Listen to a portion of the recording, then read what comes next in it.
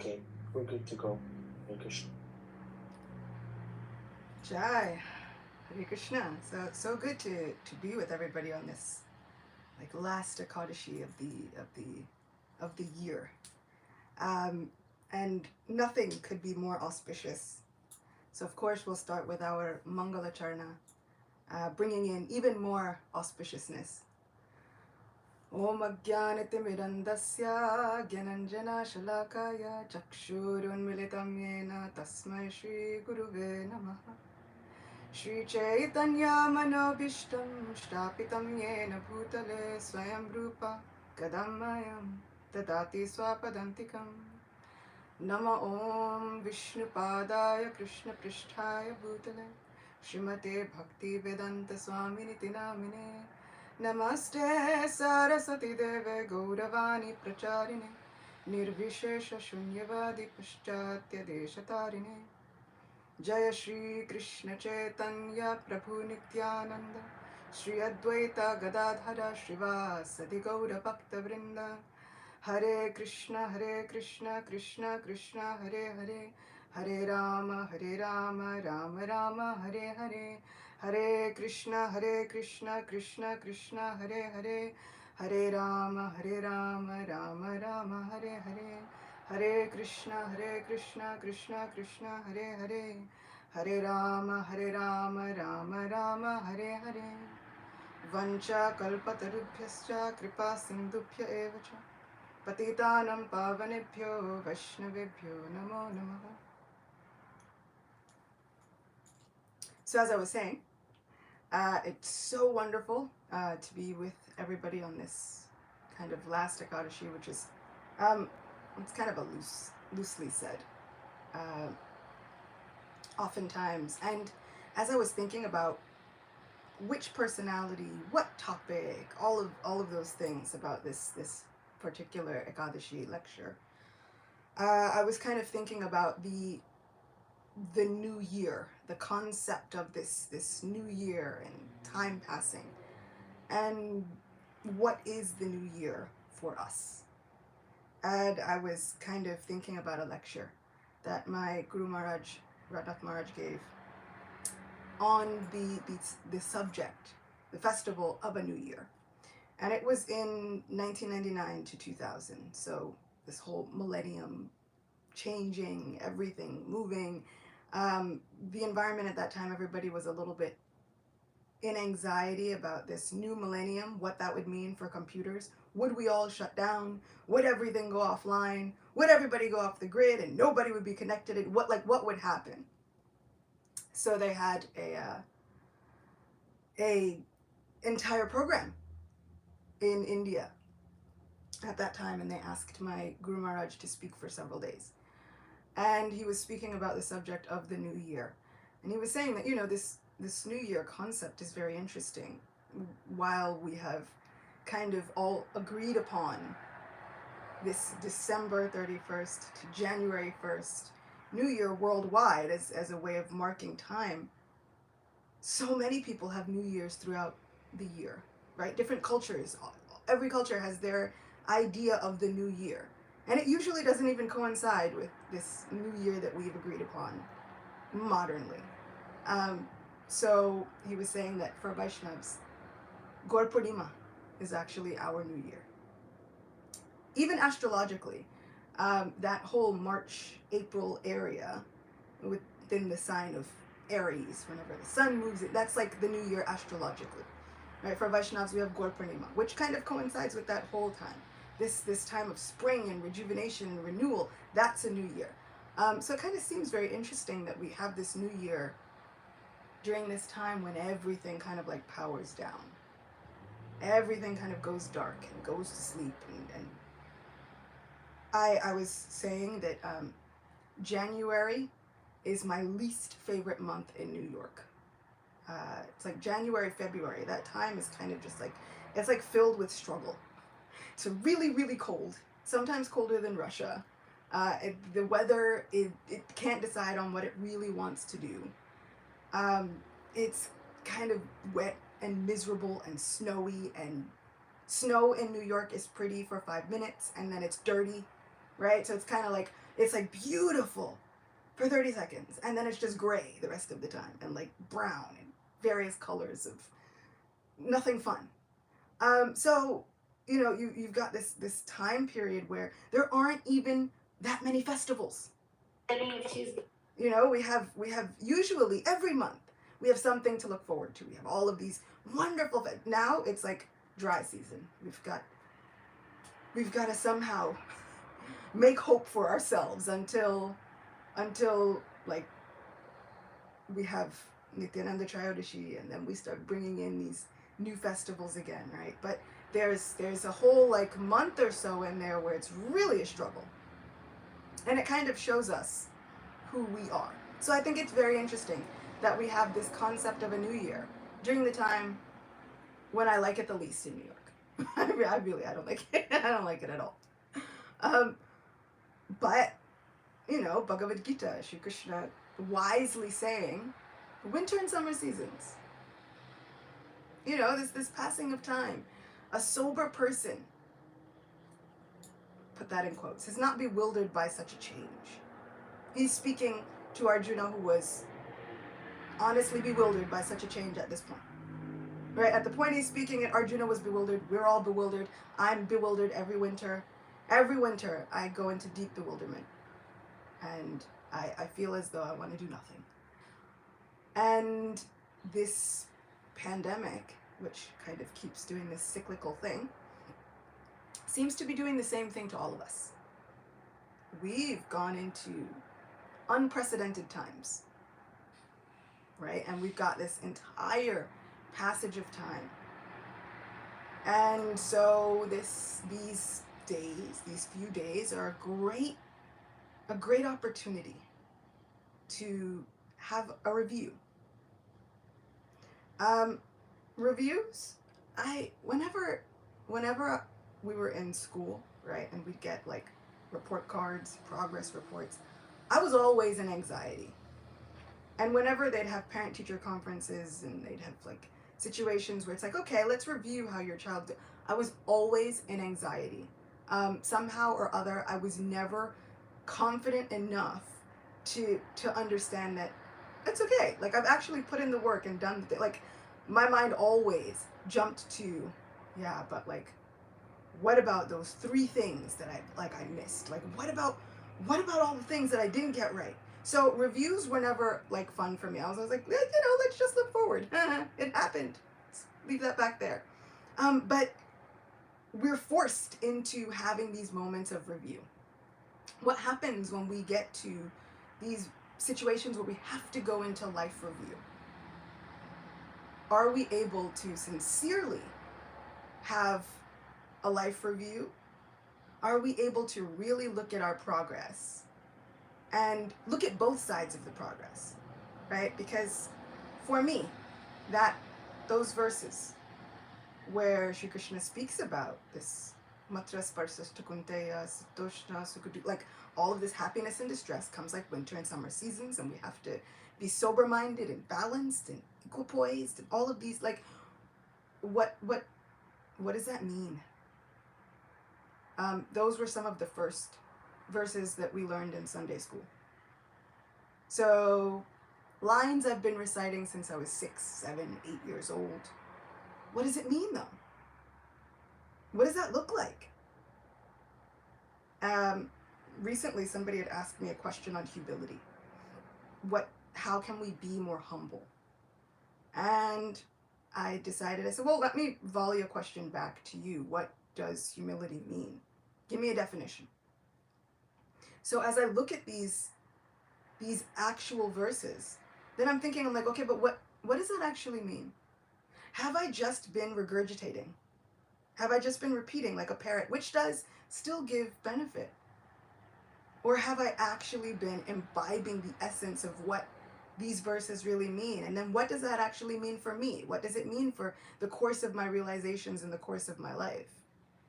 Recently, I've been kind of thinking about this idea of happiness and distress, winter and summer seasons. What if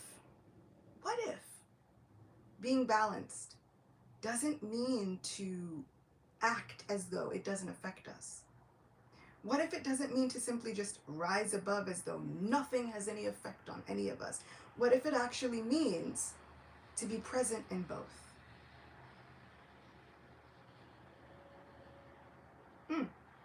What if it's no longer about us running from the discomfort? Because honestly, that's at least what I wind up doing, right? This transcendentalism.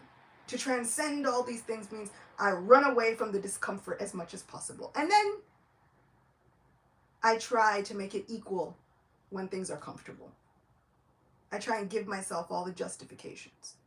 But really, I'm still just running from the discomfort. So what if it means to be present in both? What if the review is no longer to just run away from the mistakes, but to actually sit in those moments and say, okay, this happened. This occurred.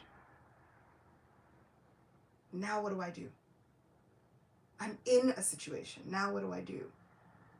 I'm running up on January, the same January that I don't like. But now I'm here. So what do I do? Do I continue to hibernate and pretend like it doesn't exist? Or do I find a way to make January work? Until we get to March, April, May, all the fun months, and we make those work too. So what if this transcendence is to become more present instead of more impersonal? Because, right, this whole idea of bhakti yoga is for us to become less impersonal, more personal. For us to become more personal, we have to have a personality. We must have characteristics. We must have qualities. Our Supreme Person has qualities and characteristics and big personality. So what if we are meant to be present in each of those moments? And taking shelter in each of those moments. Grasping for shelter in all of those moments. What if this is how we weather the winter and summer seasons? The happiness and distress. Because everybody's going to want happiness. To say that we get to a point where we don't desire it kind of seems like a fool's journey. Seems a little naive and a little bit insincere, at least for me, and inauthentic to say, you know what, I'm going to get to a place where the happiness means nothing to me. Let's all be real. The happiness is what I'm after. Right? The happiness is going to mean a lot to me. And usually I'm trying to get through the disappointing times so I can get back to the more happy times. What if I'm present? I was having a conversation with a friend just yesterday, and they were saying, you know, I realized that this whole COVID situation came and kind of stole Christmas again.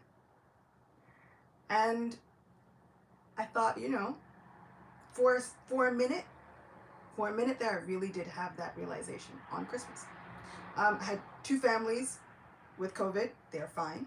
Thank you. And then the rest of everybody else had colds. I had a cold. Everybody had a cold.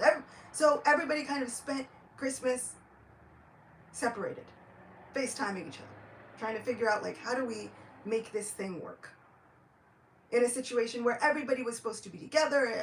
Okay, so what do I do with that? It's a situation that I was not looking forward to. It was unexpected. Nobody really wanted it. What do I do with that? What do we do? And on Christmas, I remember saying to my sister, because I said, you know, I was like, nobody wanted this.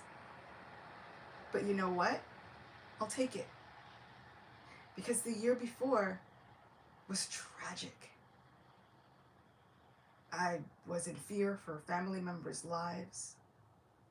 My dad had been horribly besieged by COVID at the time, and we were really afraid that he wasn't going to be around this Christmas.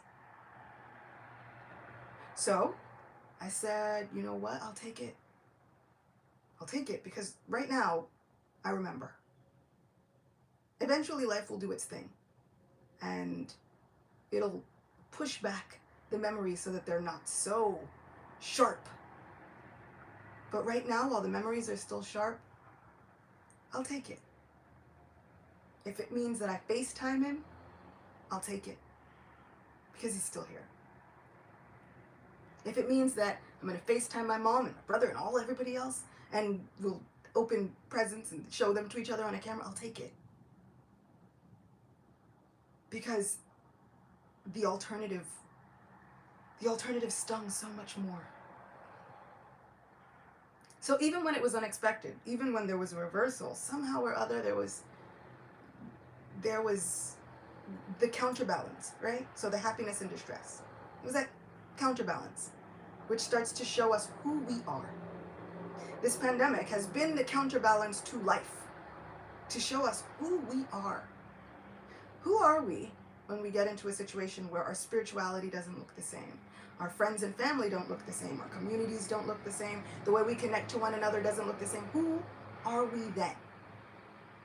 What kind of devotees are we then? What do we choose to focus on then? This is kind of what I feel like it means to examine our lives sincerely. To kind of take that year and say, okay, who am I now? Who am I and who do I want to be moving forward?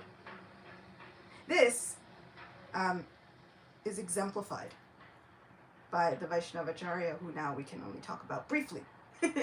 But who better?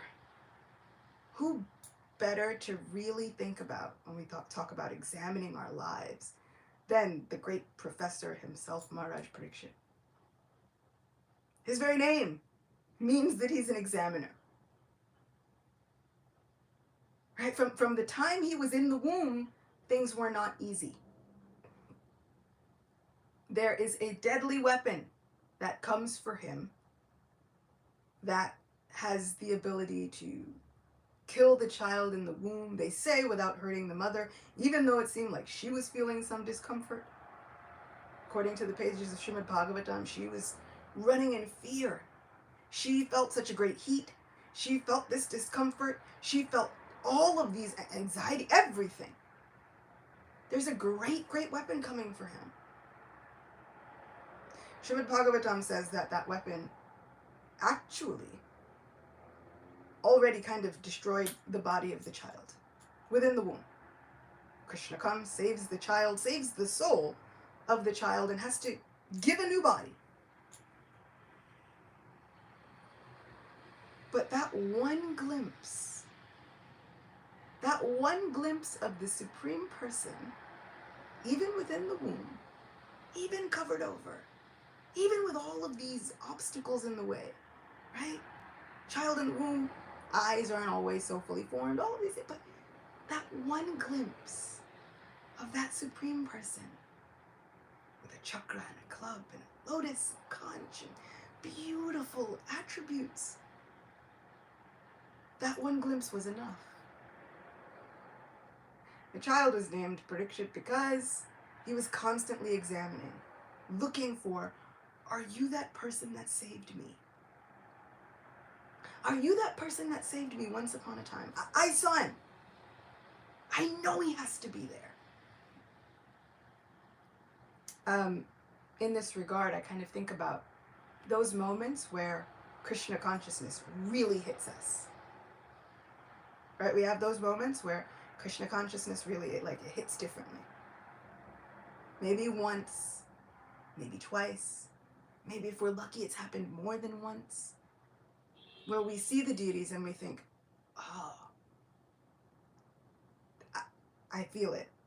Today, that's it. Or where we first hear the Mahamantra and we think, whoa, that's it. Or we first hear a kirtan and we think, that's it. Can that one moment be enough to spur us on for the rest of our lives? For Maharaja Pariksit, that one moment, that was it. That one moment in a state where he was even covered over.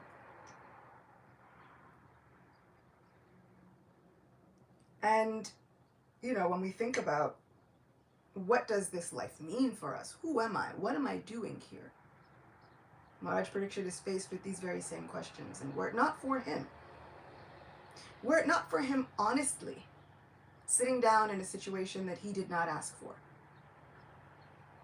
right? I don't think that when he was out hunting after having taken care of the entire planet, I do not think that he was asking to have one situation where he commits one mistake which effectively causes the very end of his existence, the end of his life. Faced with 7 days, that's it. 1 week. But he's honest and sincere enough to sit and say, okay, what do I do? My Guru Maharaj was giving a lecture on that topic, kind of. And he spoke about Maharaj Pariksit. He was saying, this was kind of embarrassing. There was a sense of shame. He was the emperor of the world. He had just, told off Kali. That's a big deal. I guarantee you, if any of us had seen the personification of any yuga, right, I don't think we would have the wherewithal to be so, the conversation that is had.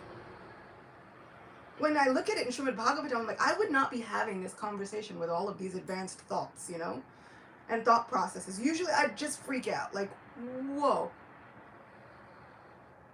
Right? Not only does he have a conversation with Kali, but now he's going to have a conversation with Dharma and the goddess of the earth. If any of us, even in a dream, right? We're minding our business, going on about our lives, and then in a dream, let's say the goddess of the earth, Bhumi Devi, Dharmaraj, Yamaraj, they come to us and they go, you know what? You're the chosen one. We believe in you. It's like real Matrix, you are Neo. What? Are we really equipped?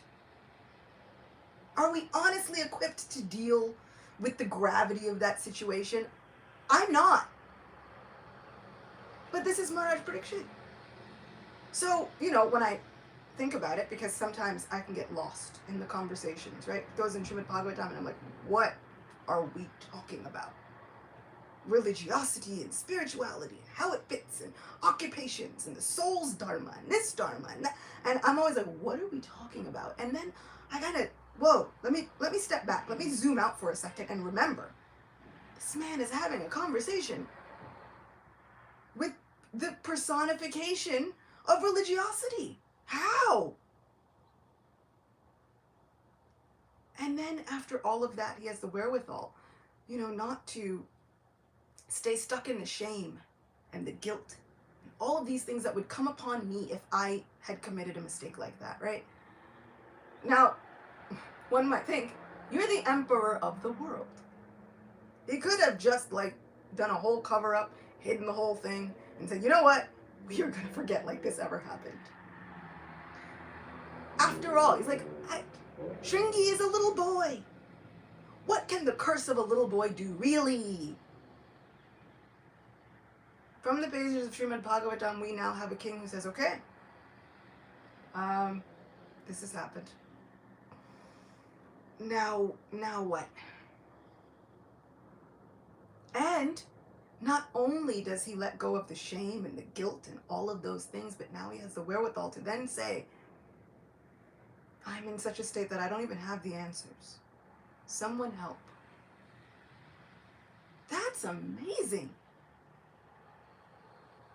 Absolutely amazing. Just from the perspective of human psychology, I make mistakes now. I'm all like, let's not talk about it. Let's pretend it didn't happen. You know what? I will look for answers on my own, in private, alone, with a book. And then I'll just journal out the answers. And no one will ever have to know about the things that I'm struggling with. Maharaj Pariksit now puts his struggle on display for the rest of eternity. Bhagavatam is filled with people who have made a decision to say, let my struggle be an example. Let my struggle be an example for miracles, blessings, Krishna's mercy. And it doesn't even end there.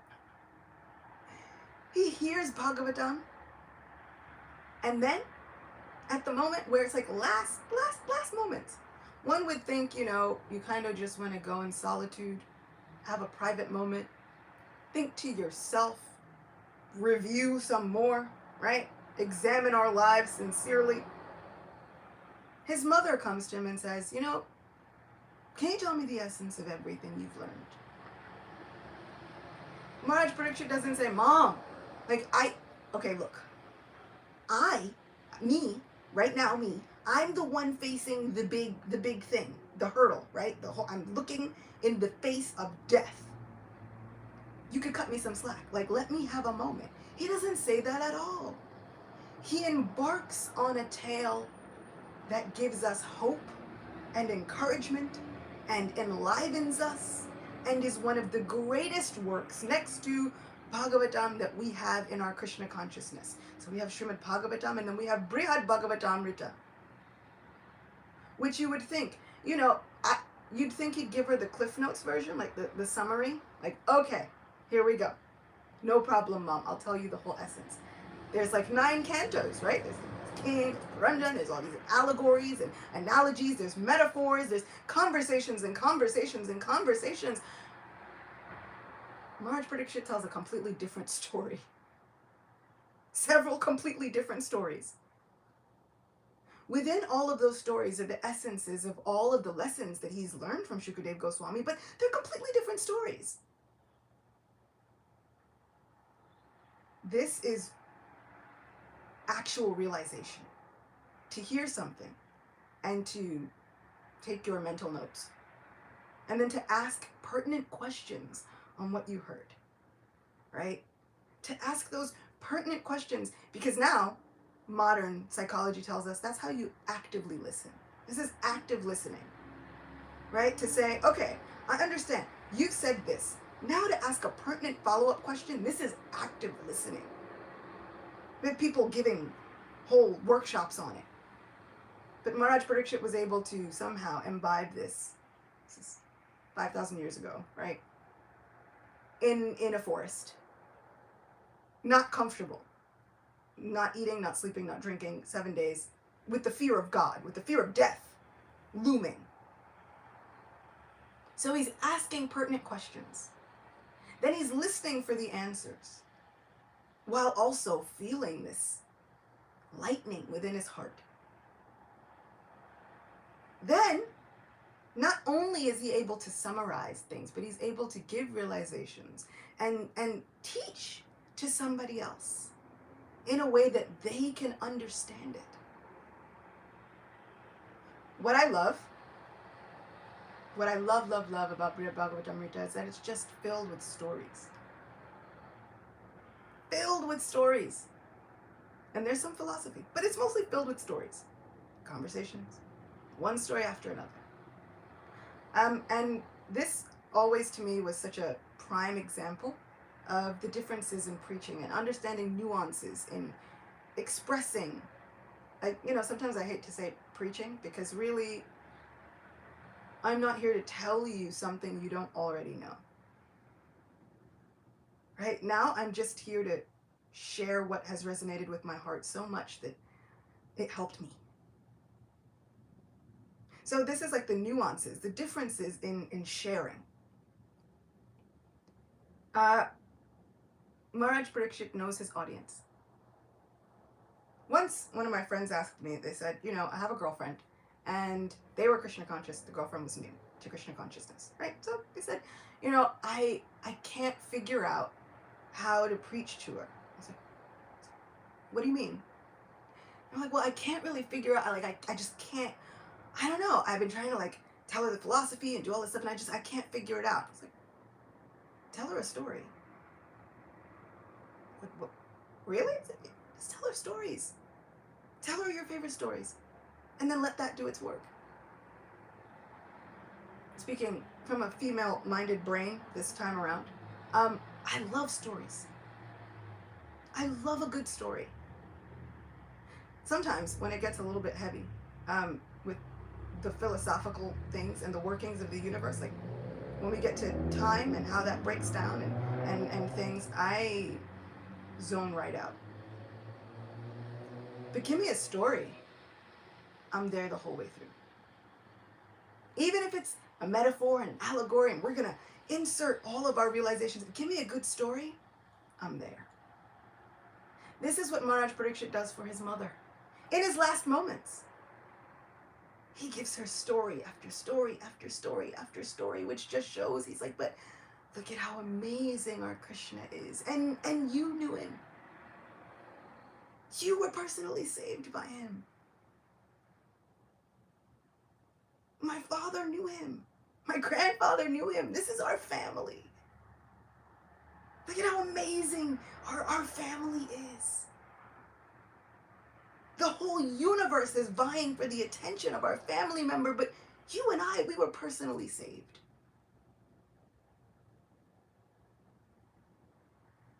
So now being stuck in a situation that he did not want, he's able to figure out a way to find the greatest blessings.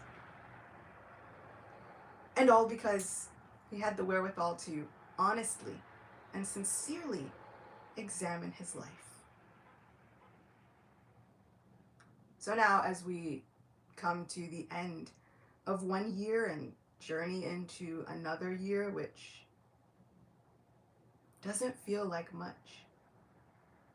It's just like moving from one day to another. Close your eyes, and you open your eyes, and it's another day.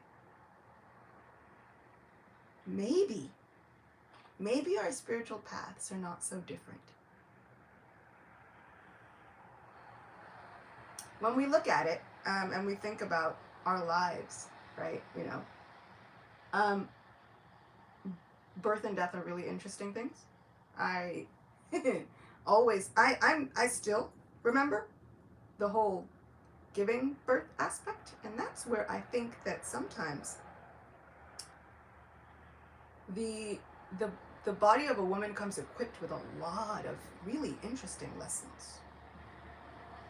If you're a woman and you happen to give birth to another human being at some point, it's a really profound experience, because you've got to look that line in the face. Like, you've got to like walk that tightrope. And I remember thinking, people have been giving birth since the beginning of time.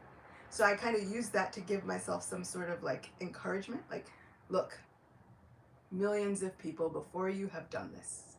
It's fine. And then in my mind, because this is what my mind does, it shot back. Yeah. And some of those people didn't make it. And so then I thought, I was like, oh, interesting. Millions of people have been doing this, so I should think that I can do this, but also some of those people didn't make it, and I'm not in control of any of this. None of it makes sense. You cannot tell me. Doctors will tell you how it happens, but nobody tells you why and who set this up. Like, it does not, none of it makes any sense to me. It's like, well, we are going to incubate a watermelon within another human, which was usually not equipped to hold a full watermelon, but we're going to incubate it nonetheless. And then, if anybody has ever, I want you to give yourselves an exercise, and especially the guys, right? Guys, I want you to give yourselves an exercise, and it's to everybody, but I really feel like, sometimes it can slip your mind if you're not in a female body this time around. Just measure out 10 centimeters. It's not a lot. 10 centimeters is not a very big space. It's not. And that's about how much space you've got. Like 10 centimeters. Now, eject this watermelon, this 6, 7, 8 pound watermelon from this 10 centimeter space. Go, do the things. It doesn't make any sense.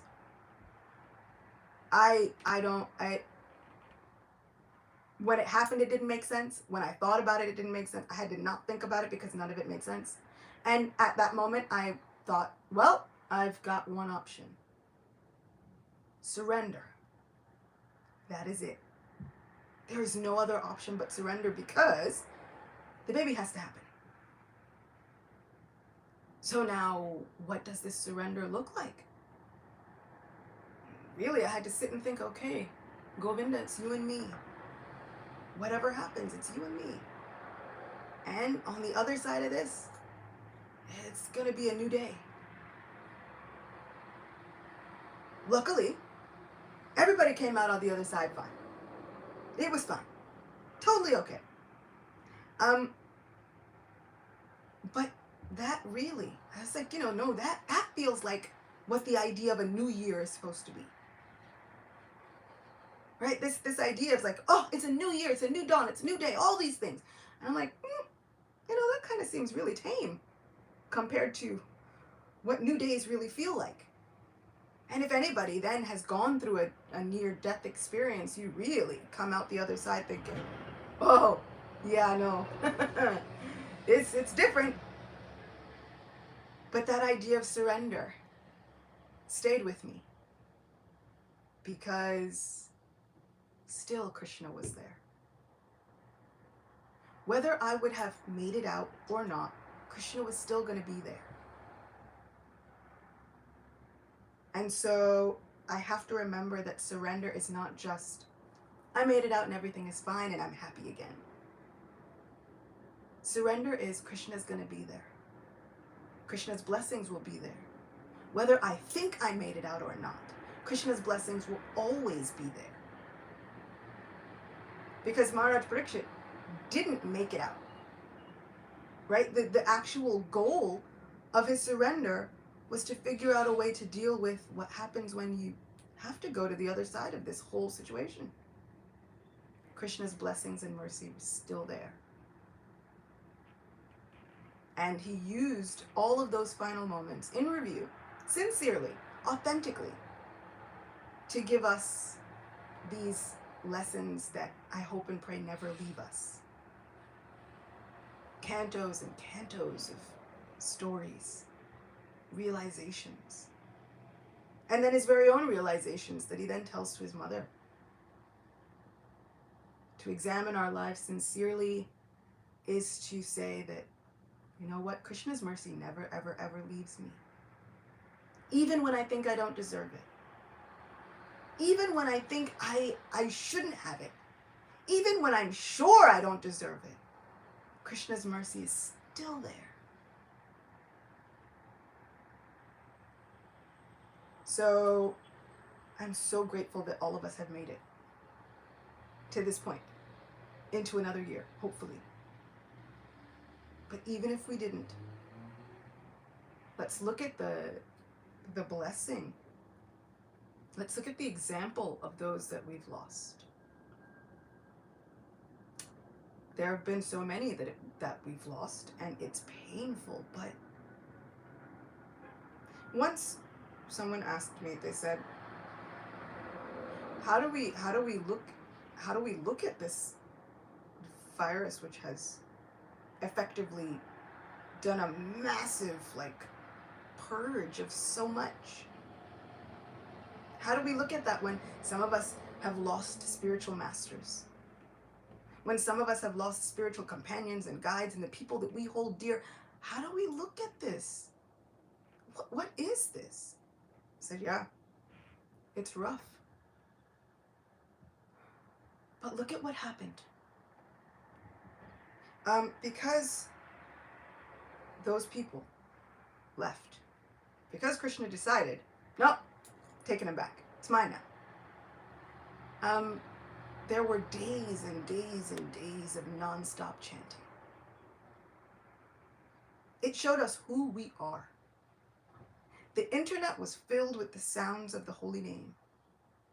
At those times when everybody was the most in anxiety, you could click anywhere and there was a kirtan happening. There was japa happening. Somebody was speaking, somebody was praying, somebody was chanting, somebody was talking. The sound of the holy names was reverberating throughout this world with the use of the internet, which could be the most evil thing that any of us have ever seen. Right? The internet could be the most extensive agent of Kali that we've ever seen. Also, it could be our greatest weapon against Kali. This internet has done this. Now, for every Ekadashi, we've been coming together. That plague of a pandemic, which cast a dark shadow over all of us, has actually brought us some of the greatest sunshine, some of the brightest spots, some of the best hope to cling to, for me, have been these gatherings right here.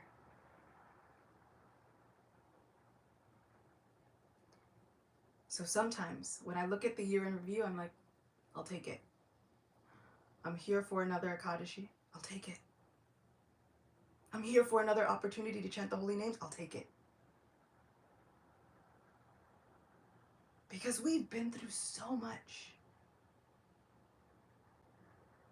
But we're still here. We're still here. I'm not sure if that makes us lucky or what, but we're still here. So while we're here, let's take it. Let's take every opportunity. And let's remember that what it means to examine our lives is, sure, there's going to be mistakes. There's going to be guilt. There's going to be shame. But there's also going to be mercy. There's going to be Krishna's mercy, Krishna's love, and Krishna's compassion with us at every step. This is the example of Maharaj Pariksit. And his example was that he doesn't make it. The hero effectively dies. And that was the goal. But mercy. Mercy is the moral. Let the moral of all of our stories be Krishna's mercy. Let us examine our lives in a way where we say, okay, there was a lot of stuff that happened, but did you see Krishna's blessing over here? Please know that I will always be looking out for Krishna's blessings from all of you. Let's try and find them. Let's try and acknowledge them. And then let's try and share them with somebody else. Thank you so much. Ekadashi Devi ki jai, Ekadashi Titi ki jai. All glories to all of our Vaisnava Acharyas. All glories to our Sri Krishna Chandra, our bestest, best friend. All glories to all of you. Thank you, Machida Gopi Devi, for wonderful summary to our year. We've been through a lot and we're taking it. I really like that one. I've been through a lot and I'm taking it. Let's take it. And there was Krishna's mercy right there. Thank you very much. Okay, does anybody have a pertinent question as an act of hearing?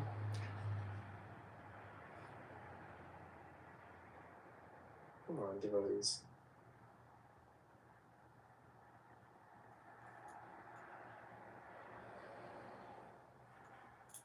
I have a pertinent question.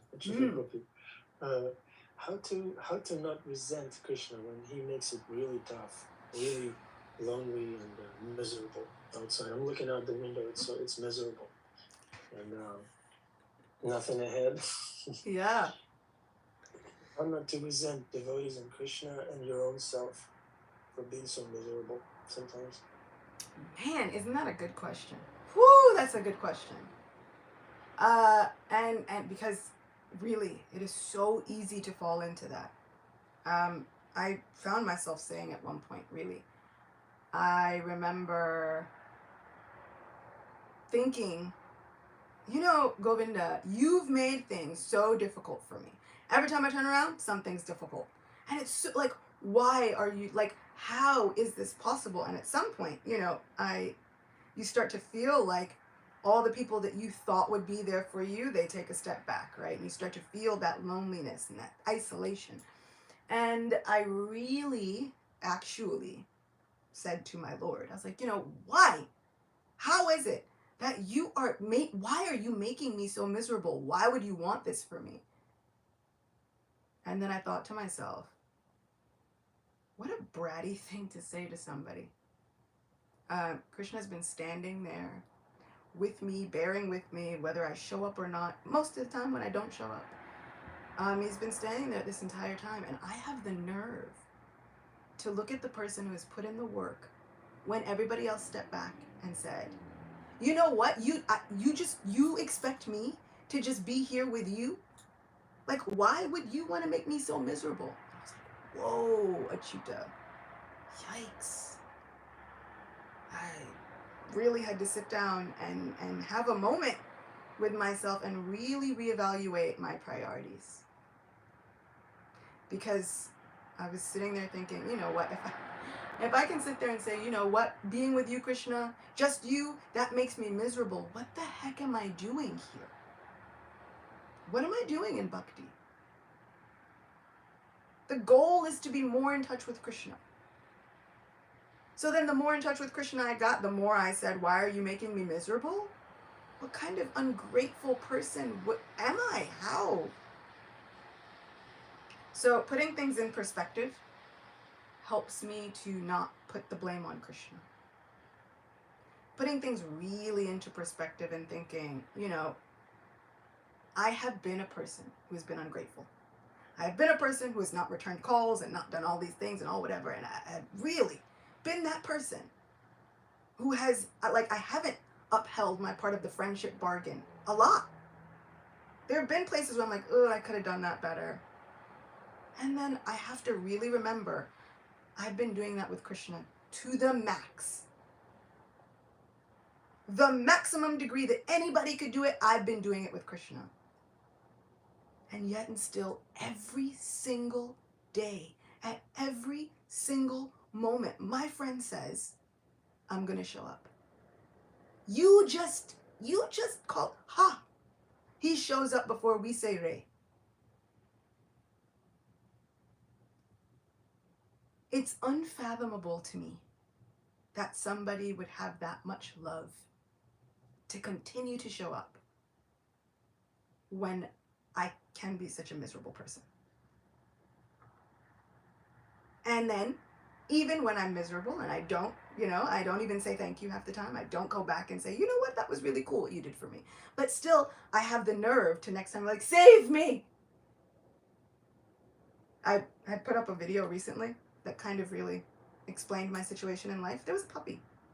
There was a litter of puppies and a big mom dog, right? And the puppy, there was a little cage and there was a hole. And the puppy shoved its head through the hole of the bars of the cage. And then this puppy started barking so loud, really crying out, no, help, help, help, help. And the mother dog was really kind of just looking like, but what are you doing? And then the puppy got his head out the bars. It's like, oh. And it stopped. Looked around like, wow. And in the very next second, the puppy shoved its head back through the bars. No, bark, bark, bark, bark, bark. And I was really kind of struck, that's me. That's me. I get myself into situations and then I'm like, oh no, Govinda, help. Oh, I can't do it. And Govinda's like, did you even try? What? You know the answer to the question. Did you try? Did you even, I'm always like, my mind is getting the best of me, help. Govinda's like, did you even chant? Did you even try? I've given you full proof. It's foolproof. This one mantra can give you everything you desire and more. Everyone has said, did you try? And I'm like, but I need help. And then I go and I chant my japa and I'm like, wow, that worked. Would you look at that? And then I just go and get myself into another situation. And then I yell, bloody murder, no, help. How could you do this to me? You're a horrible person.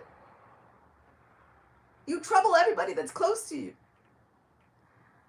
All I can do is authentically look at myself because like you said, it's kind of miserable outside. It's not great. And you're stuck in a place and all this stuff. What do? Recently, last week, I was feeling similarly miserable and in anxiety. Just about everything. It wasn't even like, there's a particular anxiety that's come upon me. No, health was fine, everything was good, everything. But, the mind, right? Because everybody is struggling with the senses, which include the mind. Everybody. Even up to Lord Brahma. So the mind was doing its thing, attacking me as it does on a daily basis. And I said, okay, I'm going for a japa walk. I'm going to actually take the medicine. I'm going to do it. I'm going to go on a japa walk. And it was one of those days. It was kind of overcast in New York. Temperature was but there's like a walkway trail near where I am. So I walked, and I said, I'm going to walk till I feel better. And I thought to myself, I was like, you know what? I always want to go on parikrama, and I can never go on parikrama. And I was kind of feeling salty about it, and just kind of like everything was getting on my nerves. I was just like, you know what? Sick of this situation. Can't go anywhere. You can't do anything. And then I thought, Achyuta Gopi, Srila Prabhupada came to New York. He made New York a place of pilgrimage. You could go on pilgrimage if you want to. You can go on parikrama if you want. It's about choices. You can choose if you want. And I said, you know what? We're right. And so I put on lectures at random, with Indraduna Maharaj taking us to various places. And I went on parikrama. I was no longer in New York, in Queens, on a pathway. I was then in Julanstali. And there were birds that seemed like, and it really felt like at that point, when I decided to make that shift mentally, it really felt like everything decided to make the shift. Trees looked different, clouds looked different, the birds looked different. The little squirrels looked like they were walking along the path with me, like, hey, we'll go. And it felt like everything wanted to serve Krishna. So I decided to make that a new practice of mine. When I can't go on parikrama, I'm going to practice. Practice parikrama. When I got back home, I kind of looked. My phone was like, you just walked 5 miles. I was like, well, I feel better. Took a 5-mile walk, but I felt better. But it's here. It's here. I can choose to walk through the dirtiest parts of New York and then remember, but Srila Prabhupada walked these streets. This is parikrama. This is parikrama. What did Srila Prabhupada see? These trees are still here, bearing witness to the beginnings of a movement that has changed my existence. It's still here. Krishna is still here. So when I want to be miserable, I want to actively make a shift. And remember that I can practice parikrama no matter where I am. Because Vrindavan can descend wherever, right? This is the actual definition of Vrindavan. It can descend wherever Krishna needs it to be. It can expand and contract however Krishna needs it to be. Let it do this with our minds and expand within the heart so that this Vrindavan becomes manifest wherever we are. That's my current, that's going to be my go-to for 2022, is to make these parikramas wherever I am. That's it. Nice. Yeah, I really like how you said that Srila Prabhupada walked those streets. He handled the blackout, snow, Upper West Side, no devotees. Srila Prabhupada handled it. So why can't we? Thank you, Achyuta Gopi. Bhima Prabhu, unmute yourself. Hari. Can you hear me? Yeah. Hari Bol. Hari Bol, Achyuta Gopi, Maharaja ni. I love the calamity puppy. See, this whole thing can be all summed up in regards to the calamity puppy. And that is, we are here in this earth, we are here, this is not our home. And for some of us, I'll just talk about me, if it wasn't for calamity, I wouldn't learn anything. That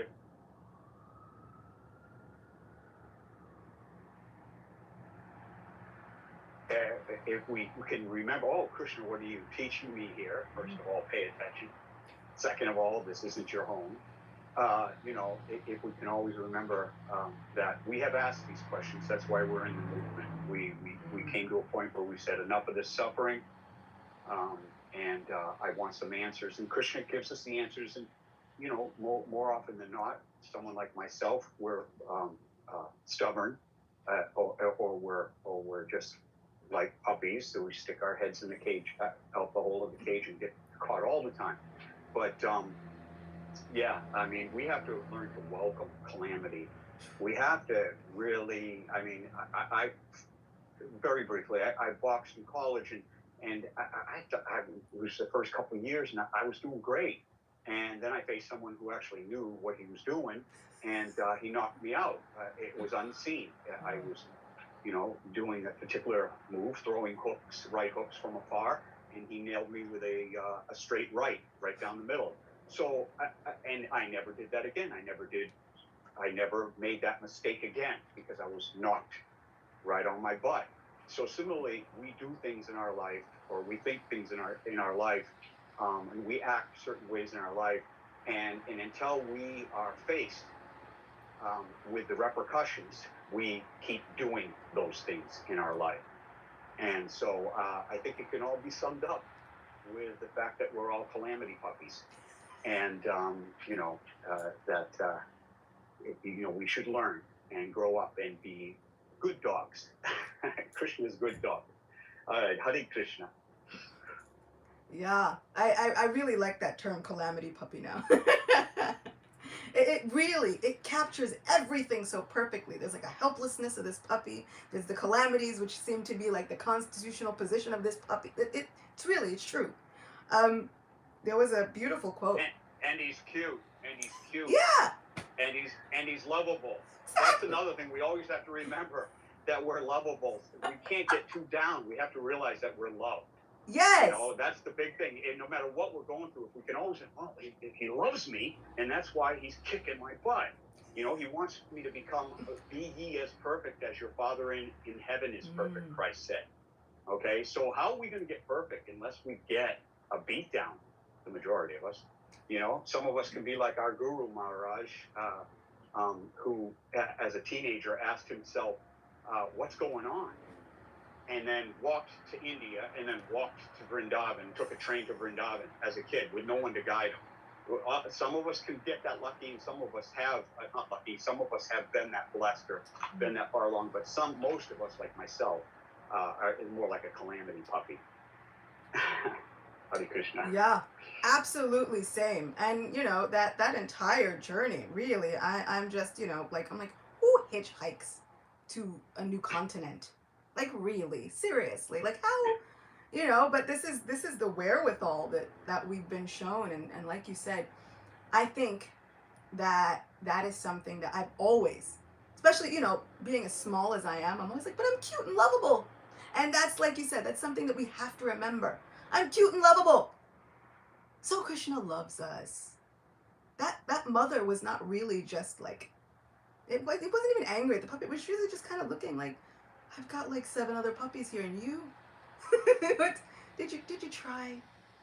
So yeah, I think that what you've said is so apt, and it's the exact essence. There was a quote by Yamuna Devi as they celebrate the 10th anniversary of her disappearance, which they put a quote. And it was about Bhaktisiddhanta Saraswati Thakur speaking about the fact that it takes calamity for us to understand our spiritual nature. And she wisely shared realizations on it, saying, yeah, how do you understand that sweetness unless there's something sour, something salty, this counterbalance?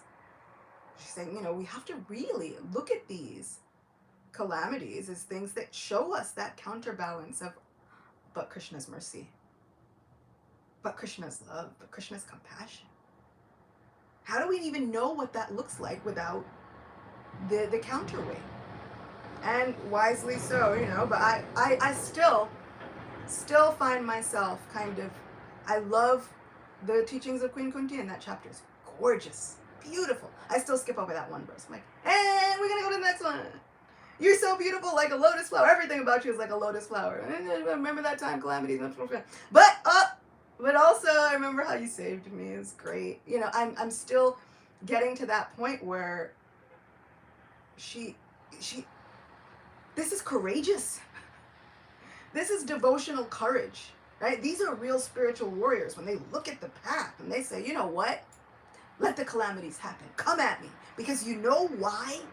Because my Krishna comes and he saves me every single time. My Krishna's mercy is the counterbalance to all of these calamities. And it's not even just a balance. It far outweighs the calamity. Krishna's mercy, getting to see him, getting his mercy, getting his association, seeing my Krishna far outweighs anything else that anybody else could ever do to me. So come at me. Let it happen. I'm still kind of like, but it's really uncomfortable on that side. So have I been taking the opportunity to really experience Krishna's association? Have I been looking at a pandemic and going, but my Krishna showed up so big. I developed such a deeper relationship with Krishna that my association with him is so much deeper than it was even before this pandemic that, you know what? Another round? Okay. You want to go on lockdown? Go on lockdown. I'll just keep speaking. Because the pastimes get sweeter and sweeter and sweeter from here. Or am I sitting there going, I'm so tired of whatever this is?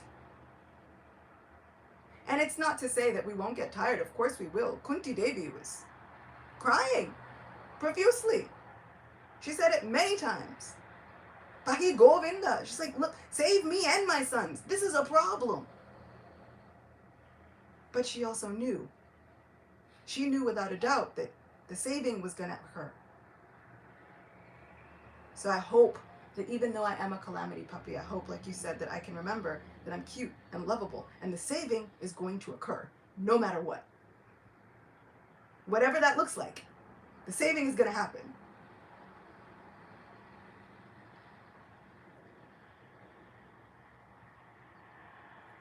Okay. Hare Krishna. Wonderful. I really love the Q&A session. Ashura Gopi, thank you so much. Bhima Prabhu, thank you. And thank you to each and every one of you, our dear calamity puppies. You're all cute, you're all lovable. Thank you very much. Srila Prabhupada handled New York. He handled January. So can we. Srila Prabhupada loves us. We're his puppies, right? We're Srila Prabhupada's puppies. That's right. Okay. Okay. Hare Krishna, everybody. See you tomorrow.